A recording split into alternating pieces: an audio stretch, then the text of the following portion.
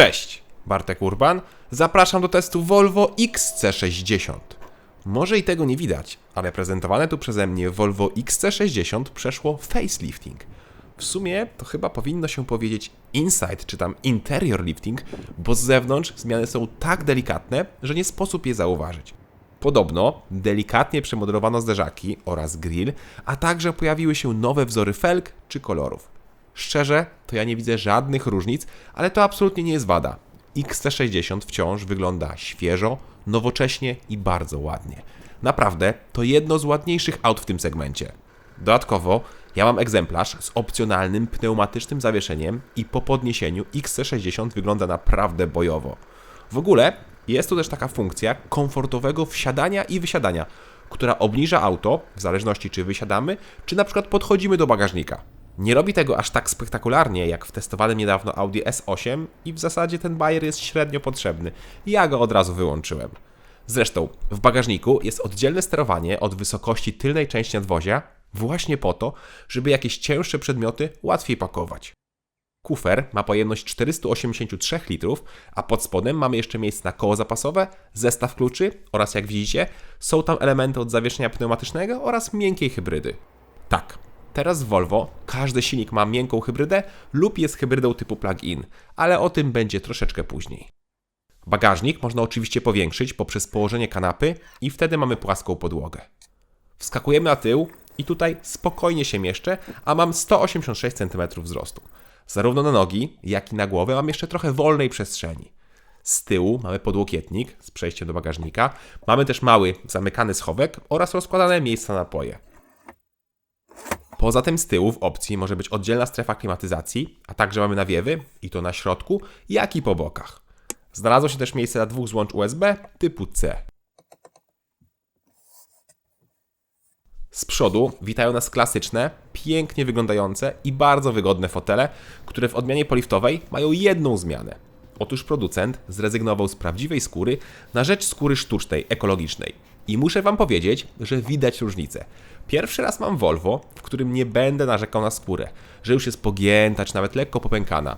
Tutaj wygląda jak nowa, a auto ma już za sobą 5000 km. Tak, wiem, to mało, ale zdarzało się, że narzekałem w egzemplarzach, gdzie na liczniku było poniżej 1000 km. Tak więc zmiana na plus. Miejsca z przodu też jest wystarczająco, łatwo tutaj przyjąć wygodną pozycję. Tak samo jak lubię deskę rozdzielczą w nowych Volvo. Taki minimalizm, ale połączony z premium stylem, co pasuje świetnie. No i teraz wprawne oko powinno wyłapać zmiany. I to są te najważniejsze zmiany, bo od teraz nowe Volvo XC60 nie będzie już pracowało na autorskim systemie multimedialnym Volvo, tylko będziemy tutaj mieli Androida z usługami i aplikacjami Google, takimi jak asystent Google czy na przykład mapy Google. Tych drugich nikomu nie trzeba przedstawiać, pewnie większość z Was używa ich i ja robię zawsze to samo. Są proste, często aktualizowane i co ważne, mają funkcjonalności takie jak natężenie ruchu, czy od pewnego czasu pokazują też nawet patrole policji. I to wszystko tutaj w Volvo mamy i to wszystko działa świetnie. Łatwo to ustawić i mamy mapy jak w telefonie. To jest fajne. Sam ekran wydaje mi się, że jest to ten sam, czyli że rozdzielczość i dotyk jest dokładnie taka sama jak przed liftem i działa to bardzo płynnie i ładnie. Przed liftem może minimalnie były lepsze grafiki w głównym widoku, ale to naprawdę delikatnie. W zasadzie jedyna rzecz, która działała z opóźnieniem, to opcjonalne podgrzewanie kierownicy. Zobaczcie, podgrzewanie czy wentylowanie foteli włącza się od razu, a przy kierownicy zawsze jest lag. Raz mniejszy, raz większy, ale zawsze jest opóźnienie i zawsze to denerwuje.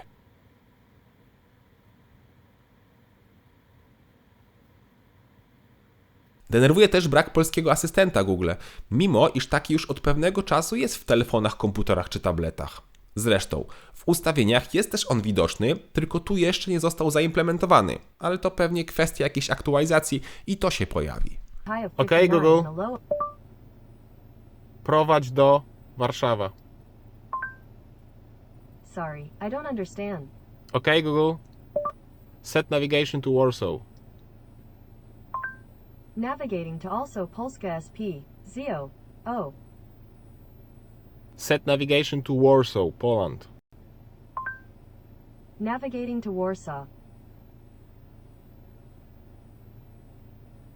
Kieruj się na wschód. Następnie zawróć. Na razie trzeba zadawać pytania po angielsku i w takim też języku dostajemy odpowiedź. Mapy na szczęście prowadzą nas już po polsku. Minusem wciąż jest moim zdaniem zmiana temperatury za pomocą ekranu, a nie za pomocą fizycznych pokręteł czy przycisków. Ale ogólnie zmiana systemu moim zdaniem jest na plus, bo system ma duży potencjał. Niestety pojawiły się za to dziwne pomysły Volvo w wersji poliftowej. Na przykład usunięcie pokrętła z trybami jazdy, a zamiast tego musimy przeklikać się przez ten ekran, żeby na przykład włączyć tryb offroad. To jest dość dziwne, bo to pokrętło wyglądało bardzo estetycznie, chociaż chyba wiem, dlaczego z tego zrezygnowano. Po lifcie auto nie ma już innych trybów jazdy. Kiedyś było Eco, Comfort, Offroad, Dynamic czy Individual, a teraz auto odpala się na ustawieniach domyślnych i jedynie możemy kliknąć tryb Offroad i to wszystko. A i tak offroad jest naprawdę tylko w teren czy do pokonania jakiejś większej przeszkody, bo wtedy auto się podnosi i możemy tak jechać do 40 km na godzinę. Powyżej tej prędkości opada nam samochód. Ale to nie jest jedyna rzecz, jaką Volvo usunęło z kokpitu, bo na przykład nie możemy już z kierownicy zmienić rodzaju tempomatu, teraz to znowu ukryte jest na ekranie głównym. Poza tym pojawiła się dodatkowa opcja, jaką jest usztywnienie układu kierowniczego. To jest miłe i to samochód zawsze pamięta, czyli jak raz przestawimy na sztywny, to już zawsze będzie sztywny. Mamy teraz też inną obsługę szyberdachu za pomocą dotyku. To moim zdaniem jest bardzo niewygodne i za bardzo trzeba się skupiać na tym ruchu palcem i patrzeć na dach, żeby cokolwiek uchylić czy tam odsłonić. Tutaj powinien być przycisk fizyczny. Kolejna zmiana to cyfrowe zegary, które nie mają już klasycznych motywów, tak jak było przed liftem. Teraz mamy albo widok z mapą, albo mamy taki dziwny widok z niczym pośrodku. Tak jakby czegoś tutaj brakowało, ale niestety nic tutaj nie potrafiłem uruchomić. Komputer pokładowy można włączyć, ale tylko na chwilę, bo później sam się wyłącza. Dziwne. Nie znalazłem też nigdzie informacji o temperaturach płynów, a to przynajmniej dla mnie jest bardzo ważna informacja i brak jej dla mnie jest wadą. I od teraz każde Volvo XC60 ma już w podstawie zegary cyfrowe. Dziwne też, że Volvo wciąż nie zmieniło kamer 360 stopni, bo te naprawdę kiepsko wyglądają i rzut z góry jest do bani. Tutaj konkurencja znacznie lepiej się prezentuje. No i na koniec jeszcze skrzynia biegów i oznaczenia biegów. Otóż po wbiciu biegu nie mamy potwierdzenia w formie jakiegoś podświetlenia na skrzyni, czy dany bieg jest włączony. Co więcej, tutaj na tunelu nie ma w ogóle opisanego trybu manualnego, podczas gdy taki naprawdę jest. Trochę tego nie rozumiem. Tutaj powinno być delikatne podświetlenie litery od danego biegu, a także i tryb M, czyli manualny, powinien być rozrysowany obok skrzyni. Tak samo, jak i trochę bez sensu, że trzeba 2 razy na przykład pociągnąć do siebie, żeby wbić D, zamiast zrobić to raz. To, co się nie zmieniło, to świetne spasowanie, które moim zdaniem jest nawet jeszcze lepsze niż przed liftem, a także i opcjonalne granie Bowers & Wilkins. To gra wciąż cudnie i wciąż mamy ustawienia łącznie z salą koncertową. To jest najlepsze audio w klasie. Wracając do spasowania, to zobaczcie, nic a nic nie skrzypi, a Piano Black jest w małych ilościach. Chociaż i tak wolałbym, żeby go w ogóle nie było. Ja jednak znalazłem inny problem. Otóż w kabinie z tyłu ciągle mi coś lekko brzęczało i okazało się, że jest to ten szklany dach. Doprowadzało mnie to do szału i dopiero złapanie za ten element i takie lekkie szarpnięcie pomagało. Niestety nie na długo i później znowu to wracało. Zamknięcie dachu lekko pomaga, ale tylko lekko. Brzęczenie wciąż jest, tylko jakby ciutkę ciszej. Pod względem schowków mamy wciąż to samo, co było.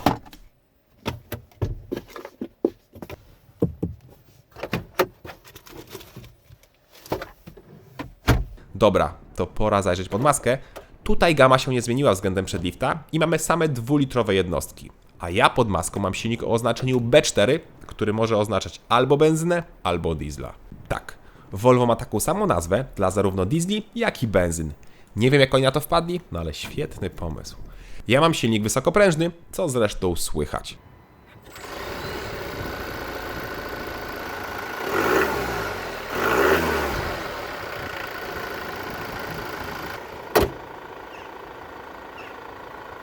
Niestety, ale silnik też słychać w kabinie i ma on naprawdę kiepską kulturę pracy, nawet jak się już rozgrzeje. Ja wiem, że jest to tylko rzędowa 4, ale jednak konkurencja, na przykład niemiecka, ma lepszą kulturę pracy swoich 2-litrowych diesli rzędowych 4.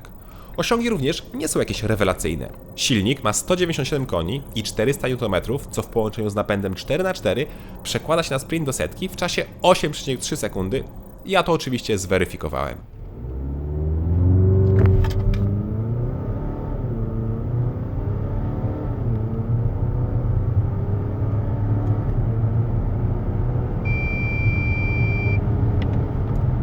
Wynik to 8,5 sekundy, czyli raczej tak normalnie.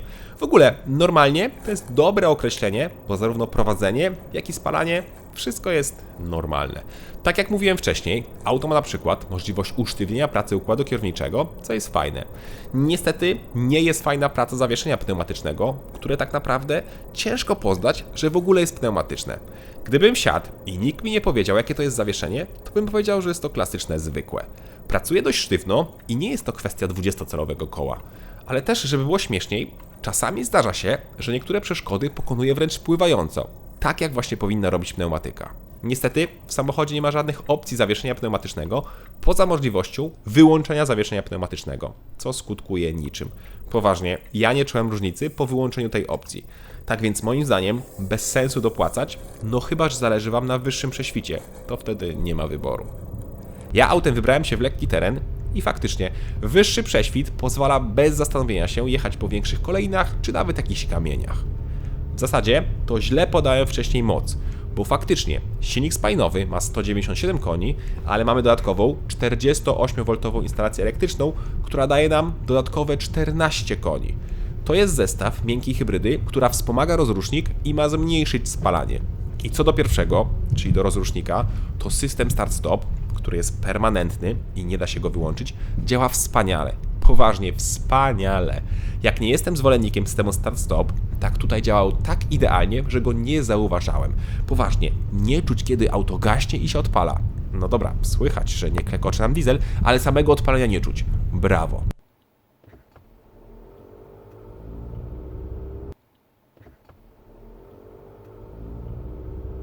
W kwestii spalania jest tak normalnie, czyli w mieście mamy jakieś 9-10 litrów, a na trasie przy 140 8,3 litra.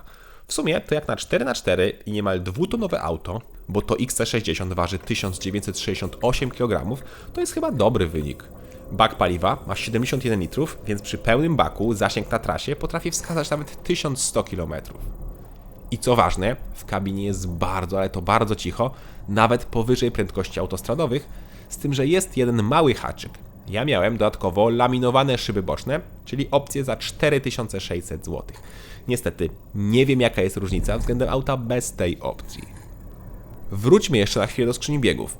Ta biegi bije bardzo płynnie, wręcz niezauważalnie. Niestety też nie ma żadnych ustawień czy tam trybów i tym samym skrzynia zawsze ma laga.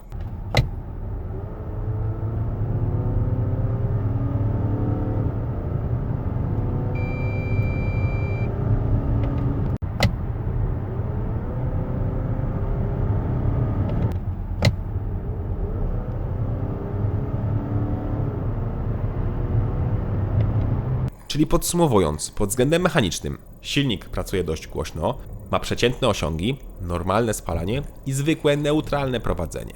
Do tego skrzynia ma laga, a miękka hybryda idealnie współgra z silnikiem i przykładowo system start-stop działa niezauważalnie. Czyli XC60 jest takim typowym rodzinnym autem bez tendencji do bycia sportowym, co w sumie rozumiem. Volvo od dawna stawia na bezpieczeństwo, a nie na osiągi czy wrażenia z jazdy. Aha, i XC60 B4, jak i każde inne nowe Volvo, jest ograniczone do 180 km/h. I jeszcze jedna uwaga, światła wciąż świecą rewelacyjnie, no rewelacyjnie. Dobra, to pora na cennik. Najtańsze Volvo XC60 z silnikiem benzynowym B4 i napędem naprzód kosztuje 191 tysięcy złotych.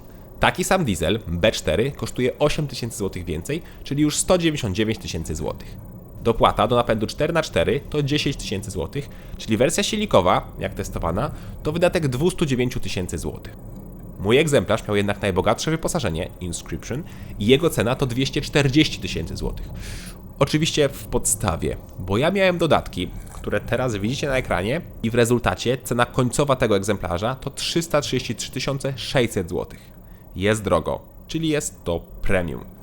Gdyby to było moje pierwsze spotkanie z nową generacją Volvo XC60 i gdybym nie jeździł przed liftem, to nie miałbym jakichś takich większych zastrzeżeń. To znaczy, przyczepiłbym się do dotykowych przycisków od szyberdachu, niezbyt ładnej grafiki zegarów cyfrowych, do dziwnie działającej pneumatyki, czy do braku oznaczeń na skrzyni biegów. W sumie ponarzekałbym też na słabą kulturę pracy silnika wysokoprężnego, ale w gruncie rzeczy stwierdziłbym, że to bardzo przyjemny SUV do jazdy na co dzień. Świetnie wykonany, System Google'a ma duży potencjał, silnik jest w miarę oszczędny, opcjonalne audio Bowers & Wilkins gra cudnie, światła świecą rewelacyjnie, a samo XC60 jest praktyczne i pięknie wygląda. Niestety jeździłem przed liftem i tam wszystko było po prostu łatwiejsze, prostsze.